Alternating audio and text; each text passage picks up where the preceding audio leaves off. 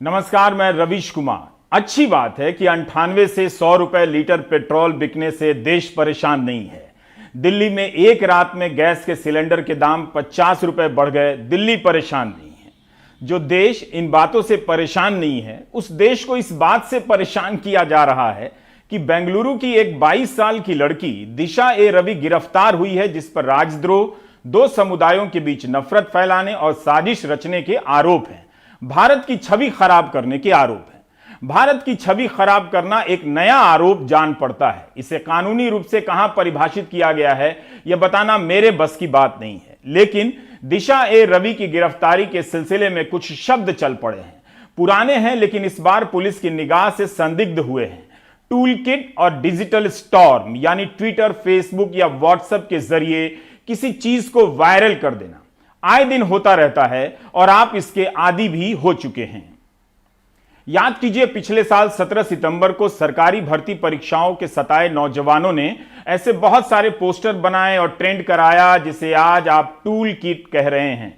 इस अभियान को भी डिजिटल स्टॉर्म कहा जा सकता है। उस समय ऐसे पोस्टर खूब आते थे कि कितने बजे थाली बजानी है, किस किस मंत्री को टैग करना है, कौन सा हैशटैग ट्रेंड कराना है। इसे आराम से टूल किट कहा जा सकता है। बस तब यह पोस्टर बनाकर इनबॉक्स में वायरल हो रहा था और इसे ट्विटर पर भी शेयर किया जा रहा था। उस दिन प्रधानमंत्री का जन्मदिन था। उस मौके पर विरोध जताकर सरकारी भर्ती परीक्षाओं के नौजवान अपना विरोध जताने लगे और सरकार को झकझोरना चाहते थे। गनीमत है कि तब इसे इस तरह की योजना को साजिश नहीं माना गया, लेकिन कहा नहीं जा सकता कि अब आगे ऐसा नहीं होगा।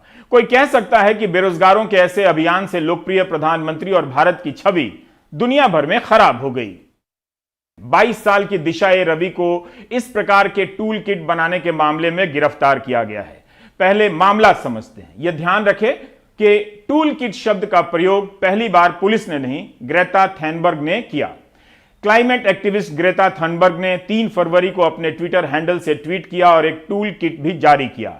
इस टूल किट में लिखा है कि कृषि कानूनों को हटाने के लिए सरकार पर दबाव बनाने के लिए देश के भीतर और देश के बाहर से क्या क्या करना है। इसमें कहीं भी हिंसक गतिविधि की बात नहीं है। बेशक लिखा है कि वीडियो बनाना है, अपलोड करना है, किसी खास समय पर हैशटैग आस्क इंडिया वाई नाम से ट्विटर पर ट्रेंड कराना है, तस्वीरें साझा करनी है। ऐसा करने के लिए 23 जनवरी, 26 जनवरी, 13-14 फरवरी का दिन तय किया गया।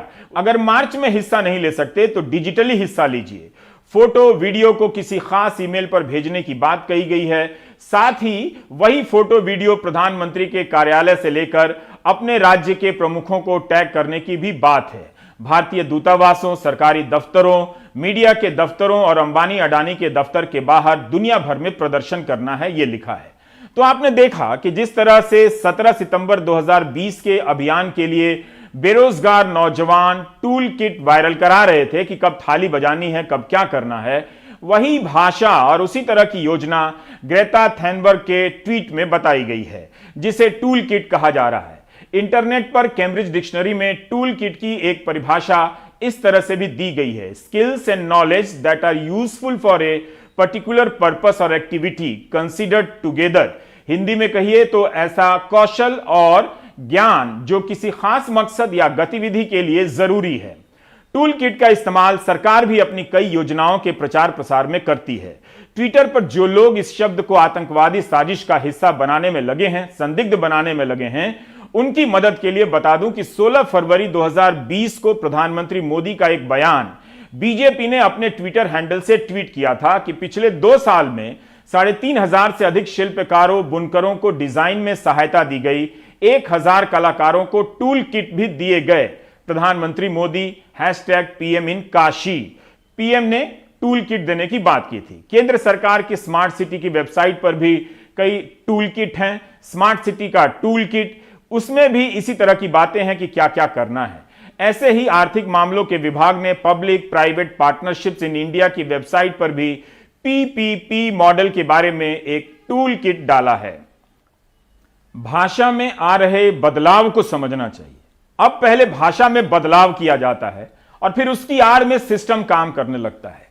समाज में पहले की भाषा जब विस्थापित हो जाती है, तब सिस्टम को कुछ भी करने का बल मिल जाता है। जैसे राष्ट्रपति के अभिभाषण पर धन्यवाद भाषण देते हुए प्रधानमंत्री ने अपने ही बजट के चमकीले शब्द एफडीआई का मतलब फॉरेन डिस्ट्रक्टिव आइडियोलॉजी कर दिया। वही हाल टूल किट का भी हो रहा है।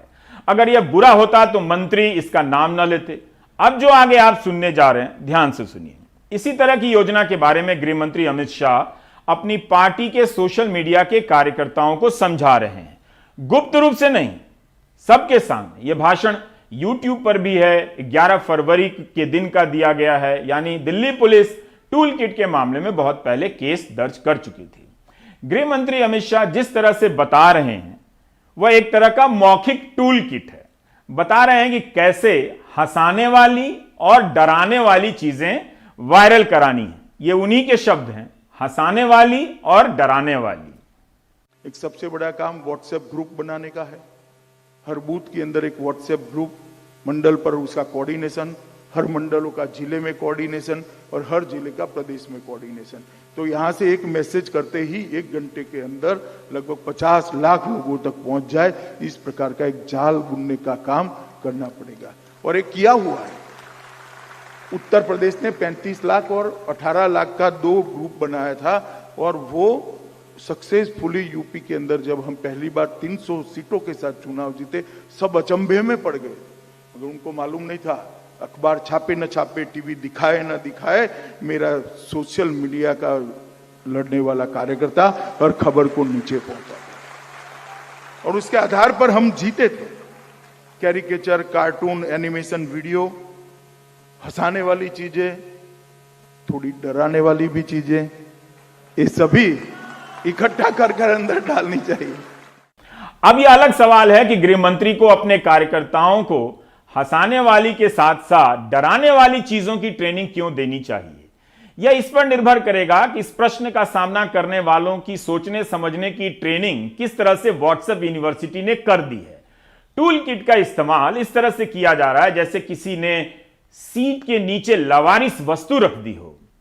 मगर यहां तो ग्रेटा के ट्विटर अकाउंट में यह टूल किट अभी तक रखी हुई है। जाहिर है यह कोई लावारिस वस्तु नहीं है। फिलहाल ग्रेटा इसकी वारिस हैं और 49 लाख उनके फॉलोअर इसे देख रहे हैं। आप भी देख सकते हैं, पढ़ सकते हैं। 3 फरवरी को जो ट्वीट किया था उसे डिलीट किया और यह भी लिखा कि इसे इसलिए डिलीट किया क्योंकि वह पुराना हो चुका था। यानी ग्रेटा ने छिपाकर डिलीट नहीं किया, कारण भी बताया। नए टूल किट में 13-14 फरवरी की योजनाएं शामिल हैं। पुलिस के अनुसार दिशा ने ग्रेटा को व्हाट्सएप ग्रुप चैट में लिखा है कि इसके ट्वीट करने से हमारे खिलाफ यूएपीए लग सकता है। यह भी एक सवाल है कि क्या सरकार ने ट्विटर से ग्रेटा थनबर्ग के खाते पर मौजूद इस टूल किट को हटाने का कोई आग्रह किया है और ट्विटर का क्या जवाब है। क्या पुलिस ग्रेटा से पूछने स्वीडन जाएगी? अगर जाए तो कम से कम पता कर ले कि ग्रेटा कहीं अटलांटिक की यात्रा पर तो नहीं निकल पड़ी है। क्या पुलिस जानबूझकर इस वक्त ग्रेटा से दूरी बना रही है या जांच के बाद तय करेगी कि ग्रेटा का पीछा किया जाए या नहीं। दिल्ली पुलिस का कहना है कि इस टूल किट को बनाने वाले एक व्हाट्सएप ग्रुप से जुड़े थे और दिशा ने टूल किट ग्रेटा को टेलीग्राम से भेजा। तो क्या पुलिस ग्रेटा को इस साजिश का हिस्सा मानती है? इसका ठोस उत्तर नहीं मिला। एक व्हाट्सएप ग्रुप से जुड़े थे ये सभी, जो कि 6 दिसंबर को क्रिएट किया गया था। बेंगलुरु टीम में दिशा को इंटरोगेट किया गया और उसके फोन से महत्वपूर्ण जानकारी निकालने में सफलता मिली। इस जानकारी से स्पष्ट हुआ कि दिशा ने अपने साथियों शंतानु और निकिता जैकब के साथ मिलकर टूल किट गूगल डॉक्यूमेंट को बनाया और लोगों में प्रेषित किया। शुरुआती जांच में यह भी बात पता चल रही है कि फोन का काफी डेटा डिलीट किया जा चुका है और दिशा के टेलीग्राम चैट से यह भी बात पता चलती है कि 3 फरवरी को ओनर्स राइट लेकर टूल किट डॉक्यूमेंट से जुड़े अकाउंट और लिंक हटा दिए गए हैं। दिशा ए रवि की गिरफ्तारी के मामले में दिल्ली पुलिस के साइबर सेल के ज्वाइंट कमिश्नर प्रेमनाथ ने विस्तृत प्रेस कॉन्फ्रेंस की। बताया कि 4 फरवरी को जिस टूल किट की जानकारी मिली उसे खालिस्तानी संगठन की मदद से बनाया गया था। 11 फरवरी को निकिता के यहां सर्च हुआ जिसमें काफी सारे संवेदनशील सबूत मिले हैं। 11 जनवरी 2021 को ask why India campaigners poetic justice foundation ने एक जूम मीटिंग का आयोजन किया, जिसको निकिता, शांतनु, एमओ धालीवाल व अन्य व्यक्तियों ने अटेंड किया। इस मीटिंग के दौरान निर्णय लिया गया कि इस कैंपेन को विश्व स्तर पर फैलाया जाए और धालीवाल का मकसद इस मुद्दे को बड़ा बनाना और किसानों के बीच असंतोष व गलत जानकारी फैलाना था। जैसा प्लान था वैसा किया गया। उस दिन तो कई लोग किसान आंदोलन का वीडियो बनाकर अपलोड कर रहे थे और ट्रेंड करा रहे थे। लाल किले की हिंसा के बाद किसान आंदोलन के खिलाफ ट्रेंड भी होने लगा। ट्विटर पर हैशटैग का अभियान का हिंसा से क्या संबंध है, इस बारे में पुलिस को कुछ चीजें और साफ करनी चाहिए। इस संदर्भ में मेरे भी कुछ सवाल हैं। पहला, कि जिस टूल किट की बात की जा रही है उसके लिखित स्वरूप में कहीं भी हिंसा फैलाने की बात नहीं है, जैसा कि हमने आपको अभी बताया। दूसरा, कि क्या किसान आंदोलन में हिंसा की योजना बाहर के लोग कर रहे थे, जिसकी जानकारी किसान संगठन और किसानों या नेताओं को नहीं थी। हिंसा होने से अगर किसी का नुकसान होता है तो वो आंदोलन का होना था, इसलिए किसान संगठन शुरू से शांतिपूर्ण आंदोलन की बात कर रहे थे। तो क्या दिल्ली पुलिस ये मान रही है कि किसान संगठनों का दिल्ली की हिंसा में कोई हाथ नहीं था? और क्या इस हिंसा का मकसद किसान आंदोलन को बदनाम करना था? जैसा प्लान था वैसा किया गया। प्लान एग्जैक्टली क्या था, यह अभी साफ होना बाकी है। दिल्ली पुलिस ने दिशा और शांतनु पर भी बयान दिया है। शांतनु की मां ने कहा है कि उसके बेटे ने कुछ भी गलत नहीं किया है। शांतनु बेसिकली ग्रेजुएट इंजीनियर है और बीड में रहने वाले हैं। ये पुणे में भी इनका एक रिहायशी स्थल है।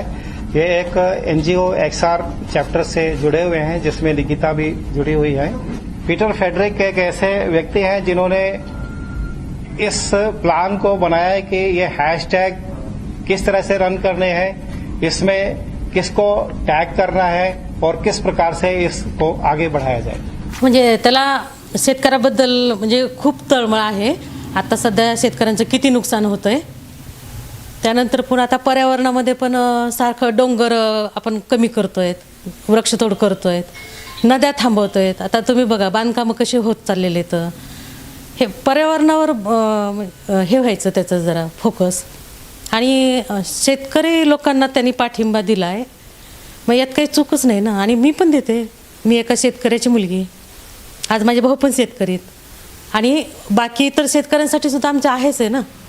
पुलिस के मुताबिक 11 जनवरी को जूम पर एक मीटिंग हुई। इस मीटिंग में निकिता, जैकब, शांतनु और दिशा रवि शामिल थे। इसके अलावा 70 और लोग शामिल थे। इसी मीटिंग में एमओ धालीवाल भी शामिल था, जो कि कनाडा का रहने वाला है और पुलिस बता रही है कि एक खालिस्तानी समर्थक है। इस मीटिंग में तय हुआ कि 26 जनवरी के पहले एक बड़ा अभियान चलाना है। पुलिस के मुताबिक एमओ धालीवाल को पुनीत नाम की एक महिला ने निकिता से संपर्क कराया था और फिर बाद में निकिता ने शांतनु और जो दिशा रवि है उससे संपर्क किया। इस मीटिंग में तय हुआ कि एक टूल किट क्रिएट करना है और इसके जरिए एक डिजिटल स्टॉर्म लाना है, जिससे कि ऐसा माहौल बने कि 26 तारीख को जो किसान हैं वो हिंसा करें और पुलिस को बल प्रयोग करना पड़े। हालांकि आज की प्रेस वार्ता में पुलिस ने इसमें से कई बातें तो बताईं, लेकिन कई बातें ऐसी भी हैं जो पुलिस ने नहीं बताईं। अभी तक पुलिस इनकी बैठक में मो धालीवाल के होने का हवाला दे रही है, जो पोएटिक जस्टिस नाम की संस्था से जुड़ा है। धालीवाल को खालिस्तान से जोड़ा जा रहा है। इस नौजवान ने 26 जनवरी की हिंसा के बाद एक बयान जारी किया था और लिखा था कि कनाडा में भी अन्याय होता है तो हम बोलते हैं, दुनिया में कहीं अन्याय होता है तो हम बोलेंगे।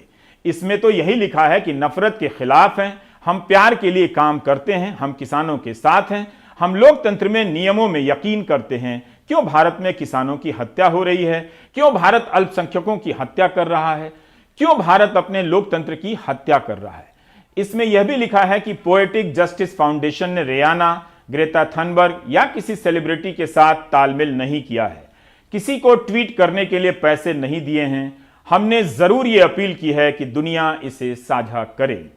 इंडियन एक्सप्रेस ने पोएटिक जस्टिस फाउंडेशन के बारे में लिखा है कि यह संस्था मार्च 2020 में बनी थी। दक्षिण एशियाई समुदाय के बीच मानवाधिकार और सामाजिक न्याय को लेकर जागरूकता लाना है।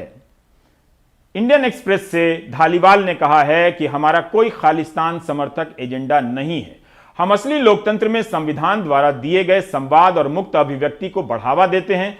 26 जनवरी की घटना के जवाब में इस संस्था ने एक बयान में यह भी कहा है कि हम किसानों के आंदोलन में सक्रिय रूप से शामिल हैं। भारत में प्रेस की आजादी नहीं है क्योंकि प्रेस की स्वतंत्रता के मामले में भारत का स्थान 142वां है। इंडियन एक्सप्रेस की अंजू अग्निहोत्री चाबा ने धालीवाल से बात की है।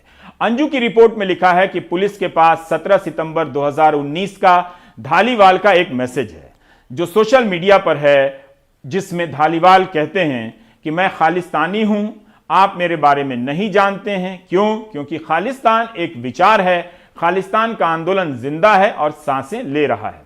इस पर अंजू ने धालीवाल से सवाल किया तो धालीवाल का जवाब है कि सिखों के प्रति हमदर्दी जताने के लिए ऐसा कहा क्योंकि समय समय पर कनाडा में सिखों को आतंकवादी कहकर किनारे कर दिया जाता है। उनका कहना है कि फेसबुक पर पूरे पोस्ट को पढ़ा जाए। अगर कनाडा में किसी को आतंकवादी कहा जाए और कोई उसके साथ खड़ा हो जाए तो क्या वह खालिस्तानी माना जाएगा?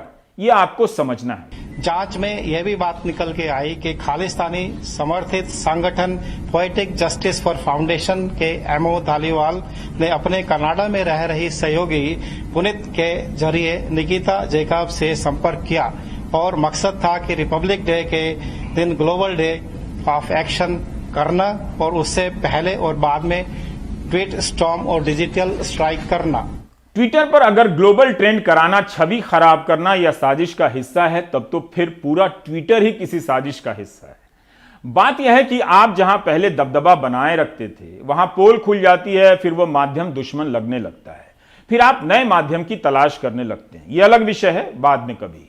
पंजाब में एक सच्चाई है कि कुछ लोग खालिस्तान की बात करते हैं, लेकिन उसका विरोध भी पंजाब के लोग ही दिन रात करते हैं। गोदी मीडिया नहीं जाता करने के लिए। खालिस्तान को किसानों से जोड़ने की जल्दी में इस बात का ध्यान रखा जाना चाहिए कि यह हाशिए की सच्चाई है। पंजाब के ही कई किसान संगठन इस धारा के खिलाफ हैं और आज भी लड़ रहे हैं। हमने आपको प्राइम टाइम में बताया था कि किसान आंदोलन में हरिंदर बिंदु आई हैं। वे भारतीय किसान यूनियन उग्राहा की सदस्य हैं। हरिंदर बिंदु के पिता की खालिस्तानी आतंकवादियों ने हत्या कर दी थी। इस किसान मोर्चे में ऐसे कई लोग आए हैं जिनके किसी प्रिय को खालिस्तानियों ने मार दिया था। वे आतंकवाद का विरोध करते हैं, विरोध करने वाले किसान हैं और इस तरह के पोस्टर किसान मोर्चे में खूब दिखे कि हम आतंकवादी नहीं हैं। लेकिन जो ट्विटर पर हैशटैग चलाने, फोटो वीडियो अपलोड करने की योजना है, उसमें कहीं से भी ऐसा कुछ नजर आता है क्या जो लगे कि आतंकवादी योजना है? पुलिस इस हिस्से को कैसे साबित करेगी देखना होगा। लेकिन ग्रेटा ने जो ट्वीट किया है उसमें वही सारी बातें हैं जो आए दिन ट्विटर पर हैशटैग चलाने वाले करते रहते हैं। पुलिस की दलील है कि 26 जनवरी के बाद अंतर्राष्ट्रीय सेलिब्रिटी और एक्टिविस्ट से संपर्क किया गया। क्या पुलिस यह मानती है कि अमेरिकी पॉप स्टार रियाना ने उसी के तहत ट्वीट किया? 2 फरवरी को रियाना ने CNN की खबर ट्वीट की थी। क्या CNN ने खबर साजिश के तहत छापी थी? कमाल है। क्या उस सेलिब्रिटी में अमेरिका की उपराष्ट्रपति कमला हैरिस की भांजी मीना हैरिस का ट्वीट भी शामिल होगा? अगर आप घटनाओं को देखें तो अमेरिका, कनाडा, ब्रिटेन की संसद में किसान आंदोलन की कब से चर्चा हो रही है। हाल ही में ब्रिटेन की संसद में यह मुद्दा उठा। क्या ब्रिटेन के सांसद किसी साजिश का हिस्सा हैं? किसान आंदोलन को लेकर कई देश से बयान भी आए हैं। हम क्या कर रहे हैं? हैशटैग चलाने की योजना को आतंकी साजिश और भारत के खिलाफ साजिश से जोड़ रहे हैं। पुलिस की धाराओं में जितनी बातें हैं उससे अधिक और आगे जाकर बातें सोशल मीडिया में कही जा रही हैं। क्या इसलिए कि लड़कियों को डराया जा सके, लड़कियां डर जाएं? 22 साल की एक लड़की आज सबके सामने साजिश रचने वाली गिरोह के मुखिया के तौर पर पेश कर दी गई है। फ्राइडे फॉर फ्यूचर FFF से जुड़ी हैं। यह वो प्रयास है जिसे ग्रेटा थनबर्ग ने शुरू किया था। स्कूलों में पढ़ने वाले बच्चे हर शुक्रवार को जलवायु परिवर्तन को लेकर प्रदर्शन करते हैं। दिशा ए रवि भारत में इस प्रयास की संस्थापकों में से एक हैं। 2019 में जब वे माउंट कार्मेल कॉलेज बेंगलुरु में पढ़ती थीं, तब फ्राइडे फॉर फ्यूचर की स्थापना की थी। कृषि परिवार से आने वाली दिशा का जलवायु और पर्यावरण के सवालों को लेकर चिंतित होना स्वाभाविक था। जब केंद्र सरकार ने पर्यावरण के असर के मूल्यांकन के लिए नया कानून बनाने का मसौदा तैयार किया, तब इसे लेकर दिशा जागरूकता फैलाने में व्यस्त हो गई। हिंदू अखबार में लिखा है कि इस कैंपेन को लेकर भी दिल्ली पुलिस को दिक्कत हो गई। इन्होंने पर्यावरण कानूनों में संशोधन को लेकर प्रदर्शन किया था, जिसके बाद UAPA और इंफॉर्मेशन टेक्नोलॉजी एक्ट के तहत नोटिस जारी कर दिया गया था। बाद में पुलिस ने वापस ले लिया। इस संस्था के लिए काम करते हुए दिशा की अंतर्राष्ट्रीय पहचान बनी। ब्रिटेन के मशहूर अखबार द गार्डियन में उसके बारे में लेख छपा। दिशा ए रवि मांसाहारी से शाकाहारी हो गई क्योंकि उसे लगा कि जानवरों के प्रति क्रूरता नहीं होनी चाहिए। इसके बाद भी शहर में एक स्टार्टअप के साथ काम करने लगी जो शाकाहारी दुग्ध उत्पादन के क्षेत्र में काम करता है। बेंगलुरु में जहां भी पेड़ कटते हैं उसे रोकने में दिशा ए रवि सक्रिय हो जाती हैं। शाकाहारी होने के बाद भी आज की राजनीति में दिशा को शत्रु की तरह देखा जा रहा है। Do you get my point? 22 साल की दिशा ए रवि के किसी ख्याल से या गतिविधि से देश इतना डर गया कि हरियाणा के गृह मंत्री अनिल विज को ट्वीट करना पड़ा है और लिखते हैं कि देश विरोध का बीज जिसके भी दिमाग में हो उसका समूल नाश कर देना चाहिए, फिर चाहे वह दिशा रवि हो या कोई और। हरियाणा के गृह मंत्री का यह बयान काफी सीरियस है। वे समूल नाश का इस्तेमाल करते हैं। संविधान में किसी भी गंभीर आरोप की सजा अपराध की सजा के तौर पर समूल नाश का प्रावधान नहीं है, ना ही इस तरह के शब्द इस्तेमाल होते हैं। अनिल विज को कम से कम भारत के गृह मंत्री से सीखना चाहिए। वे कितने प्यार से चटखारे लेते हुए हंसाने वाली और डराने वाली चीजों को फैलाने की ट्रेनिंग दे रहे हैं, लेकिन समूल नाश के लिए नहीं, सिर्फ एकाध चुनाव जीतने के लिए। आप फिर से सुने कि किस अंदाज में 11 फरवरी को गृह मंत्री अमित शाह हंसाने वाली और डराने वाली चीजों के वायरल कराने का आइडिया दे रहे हैं। अखबार छापे न छापे, टीवी दिखाए न दिखाए, मेरा सोशल मीडिया का लड़ने वाला कार्यकर्ता और खबर को नीचे पहुंचा और उसके आधार पर हम जीते थे। कैरिकेचर, कार्टून, एनिमेशन, वीडियो, हंसाने वाली चीजें, थोड़ी डराने वाली भी चीजें, ये सभी इकट्ठा कर अंदर डालनी चाहिए। दिल्ली पुलिस कम से कम अमित शाह के इस बयान को सीरियसली ना ले। दोबारा इसलिए सुनाया क्योंकि यह वाकई सीरियस है।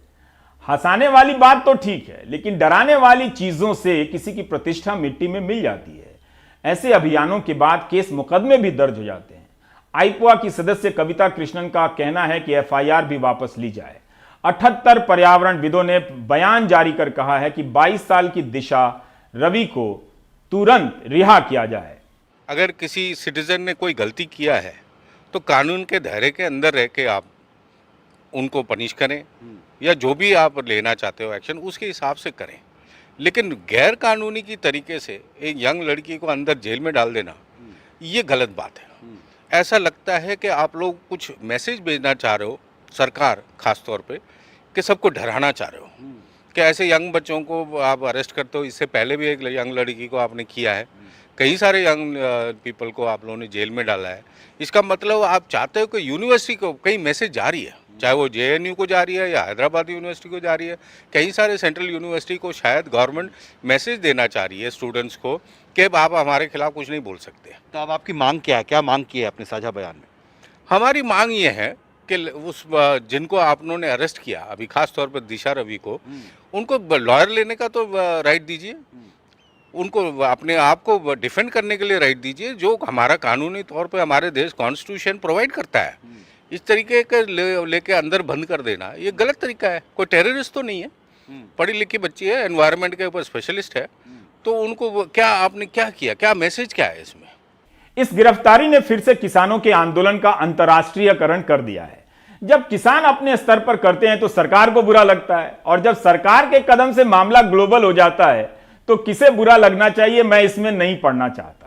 लोकल लेवल पर कांग्रेस महासचिव प्रियंका गांधी ने दिशा रवि के पक्ष में ट्वीट किया कि डरते हैं बंदूकों वाले एक निहत्थी लड़की से, फैले हैं हिम्मत के उजाले एक निहत्थी लड़की से। Hashtag release Disha Ravi, hashtag Disha Ravi, hashtag India being silenced. Priyanka Gandhi के साथ साथ कांग्रेस नेता जयराम रमेश, पी चिदम्बरम, आनंद शर्मा, शिवसेना की राज्यसभा सांसद प्रियंका चतुर्वेदी, दिल्ली के मुख्यमंत्री अरविंद केजरीवाल, सीपीएम नेता सीताराम येचुरी, अभिनेता सिद्धार्थ, अमेरिका की उपराष्ट्रपति की भांजी मीना हैरिस, कनाडा की कवयित्री रूपी कौर, सुनीता नारायण, बिल मक्कीबेन से लेकर तमाम लोगों ने दिशा रवि की रिहाई की मांग की है।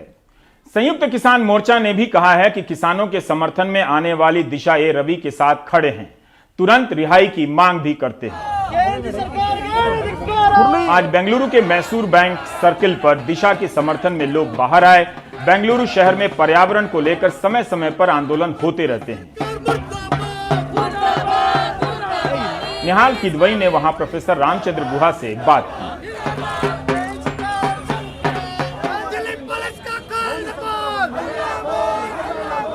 हमारे नौजवान जो democracy, human rights, environmental protection के लिए काम कर रहे हैं, उनको ऐसे प्रस्ताव करना, देश का भविष्य क्या होगा?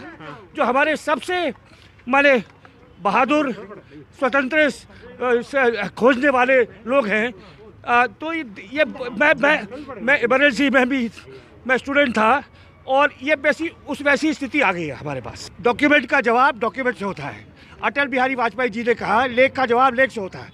ये कोई हिंसाकारी से बिल्कुल ये देखिए, ये तो बिल्कुल तानाशाही आ गई हमारे देश में। वही हाल नवदीप का है। मजदूरों के अधिकारों के लिए लड़ने वाली 24 साल की एक लड़की नवदीप कौर जेल में है। क्या यह भी गलत काम है कि कोई लड़की मजदूरों के अधिकारों के लिए लड़े? इससे तो भारत की छवि और शानदार होती है कि भारत में दिशा और नवदीप जैसी लड़कियां हैं। क्या आप दिशा और नवदीप से इतना घबरा रहे हैं तो खुलकर कहिए, कान में कहिए, डरिए नहीं। राजद्रोह का सहारा मत लीजिए। पंजाब के कई शहरों में नवदीप कौर की रिहाई के लिए धरना प्रदर्शन हो रहे हैं। संगरूर में नवदीप कौर और बाकी किसानों की गिरफ्तारी के विरोध में केंद्र सरकार के खिलाफ नारेबाजी हुई और पुतले फूंके गए। भारतीय किसान यूनियन उग्राहा की तरफ से ब्लॉक धूरी के गांव में पुतले फूंके गए। मानसा के गांव रल्ला में भी किसान मजदूरों ने भारतीय किसान यूनियन उग्राहा की अगुवाई में प्रदर्शन किया। किसानों ने कहा कि केंद्र सरकार खेती कानून रद्द करने के बजाय नौजवान, बुजुर्ग, किसान और लड़कियों पर मामले दर्ज कर रही है और जेल भेज रही है। पंजाब की महिला आयोग की अध्यक्ष मनीषा गुलाटी ने गृहमंत्री अमित शाह से मुलाकात की और सारे मामलों की जानकारी दी। नवदीप कौर पर 3 मामले हैं, 2 में जमानत मिल गई है, 1 में बाकी है। दिशा की गिरफ्तारी और उसके खिलाफ हो रही बातें बता रही हैं कि देश में एक वर्ग ऐसा है जो लड़कियों के आगे आने से डर रहा है। पहली महिला पुलिस अफसर, पहली महिला पायलट टाइप बनने से कहीं ज्यादा शानदार काम है हवा में घुलते जहर के खिलाफ आवाज उठाना और किसी मजदूर के पैसे के लिए कंपनी के मालिक से भिड़ जाना। सवाल है कि महिलाएं जब राजनीतिक हो जाती हैं तो राजनीति घबराने क्यों लगती है? ब्रेक के बाद।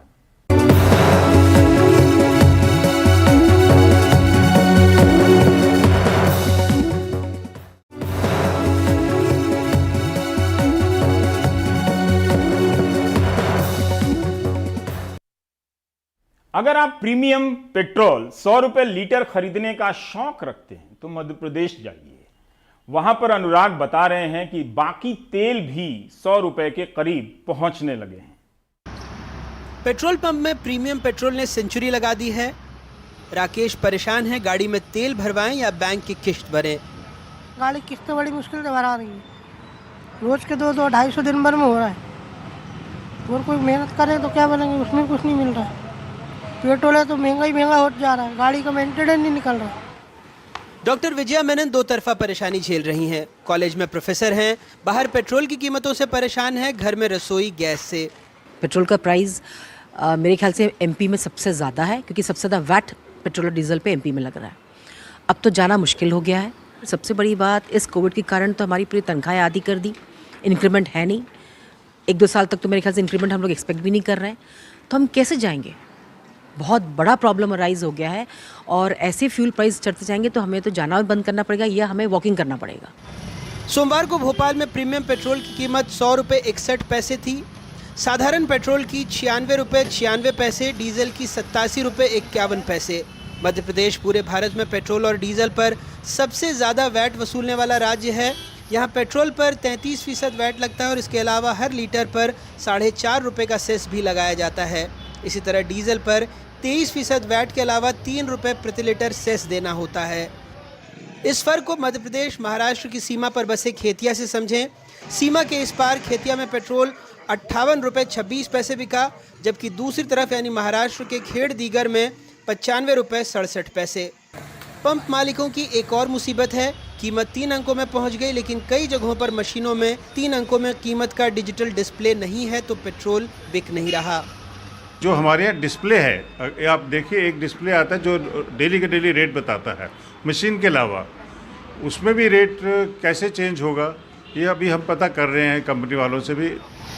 सरकार में एक मंत्री जी वर्तमान के सवाल पर सोलर ऊर्जा टाइप भविष्य के जवाब दे रहे हैं, दूसरे सवाल सुनते ही कार चलाने लगे। ये तो पेट्रोल और डीजल के दाम भारत सरकार ने जो वहाँ पर डेली बेसिस पे जो अंतर्राष्ट्रीय लेवल पे होते हैं उसके अनुसार तय होते हैं। अगर वहाँ कम हो जाते हैं तो इधर भी कम हो जाते हैं, बढ़ जाते हैं वहाँ बढ़ जाते हैं। तो वो एक पूरे भारत में उसका किया जाता है। अपने यहाँ टैक्स भी तो ज़्यादा है सर।